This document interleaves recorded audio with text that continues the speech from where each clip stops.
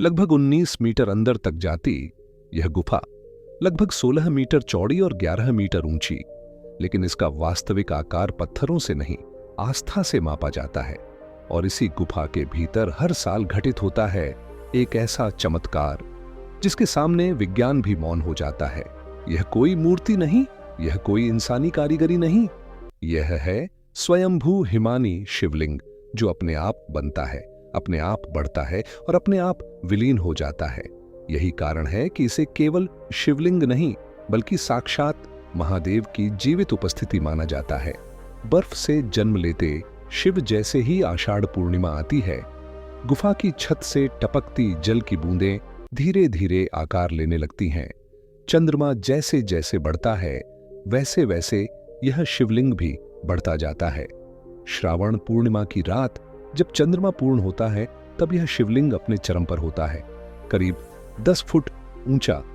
और फिर जैसे जैसे चंद्रमा घटता है वैसे वैसे यह शिवलिंग भी धीरे धीरे अदृश्य होने लगता है। सबसे चौंकाने वाली बात यह है कि गुफा की बाकी बर्फ हाथ में रखते ही पिघल जाती है, लेकिन शिवलिंग की बर्फ कठोर, ठोस और वर्षों तक स्थिर रहती है। इसीलिए इसे कहा जाता है अमृतत्व की गुफा। अमर कथा का रहस्य पुराण कहते हैं यहीं भगवान शिव ने माता पार्वती को अमृतत्व की कथा सुनाई थी, लेकिन यह कथा इतनी गूढ़ थी कि इसे कोई और सुन नहीं सकता था। इसीलिए शिव ने नंदी को छोड़ा, चंद्रमा को छोड़ा, सर्पों को छोड़ा, गणों को छोड़ा, यहां तक कि पंचतत्वों को भी त्याग दिया ताकि यह ज्ञान केवल पार्वती तक पहुंचे। इसी कारण यह गुफा केवल तीर्थ नहीं, तीर्थों का तीर्थ कहलाती है। अमर कबूतरों का रहस्य। लेकिन क्या आप जानते हैं कि अमर कथा को पार्वती के अलावा कोई और भी सुन गया था? एक कबूतर। कहते हैं उस कबूतर के 2 अंडे भी वहां थे।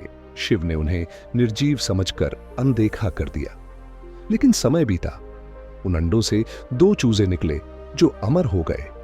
आज भी अमरनाथ गुफा में 2 सफेद कबूतरों के दर्शन सौभाग्य माने जाते हैं।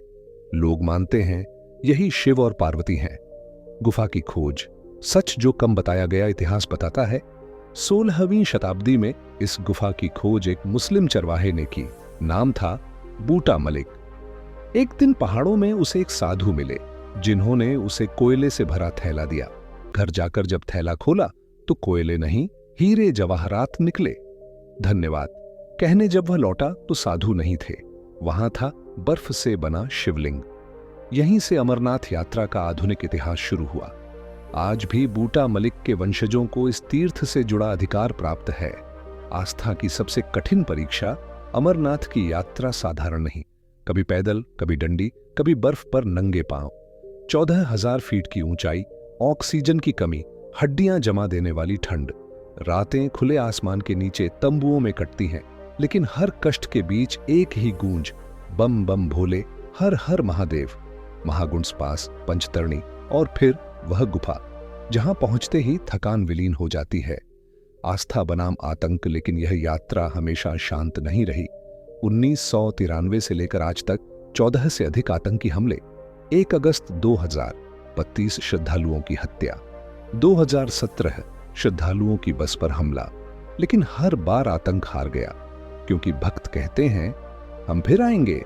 सैनिक, सीआरपीएफ, ड्रोन, डॉग स्क्वाड, हर साल सुरक्षा खड़ी होती है, लेकिन श्रद्धा उससे भी मजबूत। अंतिम अनुभूति जब आप उस शिवलिंग के सामने खड़े होते हैं तो समय रुक जाता है, सांसें थम जाती हैं, आंखें नम हो जाती हैं। आप समझ जाते हैं भगवान केवल ग्रंथों में नहीं, आपके सामने खड़े हैं। अमरनाथ यात्रा सिर्फ चढ़ाई नहीं, यह अहंकार से भक्ति तक की यात्रा है। और जब आप लौटते हैं तो शरीर थका होता है, लेकिन आत्मा पूर्ण। एक गुफा का तापमान जहां प्रकृति नियम तोड़ देती है, बाहर तापमान -10 से -15 डिग्री, लेकिन गुफा के अंदर अक्सर तापमान स्थिर रहता है। वैज्ञानिक कहते हैं यह माइक्रो क्लाइमेट है, श्रद्धालु कहते हैं यह शिव की ऊर्जा है। इसी वजह से हजारों लोग बिना ऑक्सीजन सिलेंडर के भी यहां खड़े रह पाते हैं। 2 शिवलिंग के साथ 2 और आकृतियां बहुत कम लोग जानते हैं। शिवलिंग के पास 2 छोटी बर्फ की आकृतियां भी बनती हैं। एक को माना जाता है माता पार्वती, दूसरी को गणेश, तीनों का एक साथ बनना अत्यंत शुभ माना जाता है। 3. जिस रात शिवलिंग सबसे बड़ा होता है। श्रावण पूर्णिमा की रात कई यात्रियों ने बताया, हवा अचानक शांत हो जाती है, गुफा में अजीब कंपन महसूस होता है, कुछ लोगों को मंत्रों की ध्वनि सुनाई देती है। वैज्ञानिक इसे इको या ब्रेन इल्यूजन कहते हैं, भक्त इसे कहते हैं रुद्र तांडव की कंपन। 4.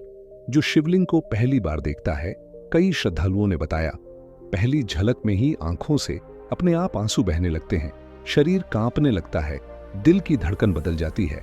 इसे मेडिकल भाषा में स्पिरिचुअल शॉक कहा जाता है।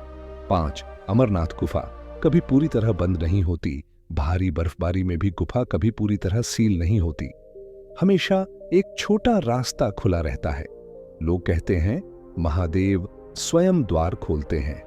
6 यात्रा में कई लोग रास्ता भटक जाते हैं और फिर अचानक कोई अनजान साधु या बूढ़ा व्यक्ति उन्हें सही रास्ता दिखा देता है। कुछ देर बाद वह व्यक्ति गायब हो जाता है। लोग मानते हैं ये शिव के रुद्र गण होते हैं। 7 गुफा के भीतर फोटो खींचना क्यों मना है? आधिकारिक कारण सुरक्षा, लेकिन कई लोगों ने दावा किया कि कैमरे काम करना बंद कर देते हैं। कुछ तस्वीरें ब्लैक फ्रेम में बदल जाती हैं। लोग कहते हैं शिव अपनी उपस्थिति कैद नहीं होने देते। 8 अमरनाथ यात्रा में सपने बदल जाते हैं। कई यात्रियों ने बताया, यात्रा से पहले डरावने सपने आते हैं, लेकिन दर्शन के बाद सपनों में सिर्फ शांति, उजाला और शिव का स्वरूप दिखाई देता है। 9 कई बीमार लोग यहां ठीक हुए हैं। ऐसे सैकड़ों किस्से हैं। अस्थमा, डिप्रेशन, गहरा शोक दर्शन के बाद कम हो गया या खत्म, डॉक्टर कारण नहीं समझ पाए। 10 आतंक और प्राकृतिक आपदाओं के बीच भी हर बार जब यात्रा रोकने की कोशिश हुई, या तो मौसम अचानक शांत हुआ या भक्तों को पहले ही बचा लिया गया। लोग कहते हैं बाबा खुद अपनी यात्रा की रक्षा करते हैं। एक जिस दिन शिवलिंग नहीं बना, कुछ साल ऐसे भी आए जब शिवलिंग पूरे आकार में नहीं बन पाया, उन्हें अशुभ माना गया। उसी वर्ष देश या क्षेत्र में बड़ी उथल पुथल देखी गई। 2 बार अमरनाथ से लौटने के बाद लोग बदल जाते हैं।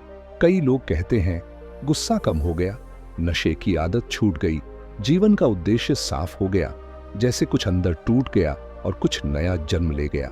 अमरनाथ कोई साधारण गुफा नहीं, यह वह स्थान है जहां बर्फ में शिव सांस लेते हैं, जहां विज्ञान ठहर जाता है और आस्था आगे बढ़ती है।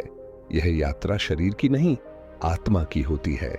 जो यहां आया वह सिर्फ दर्शन करके नहीं लौटा, वह बदल कर लौटा, क्योंकि अमरनाथ में शिव को देखा नहीं जाता, महसूस किया जाता है। बोलो बाबा अमरनाथ की जय।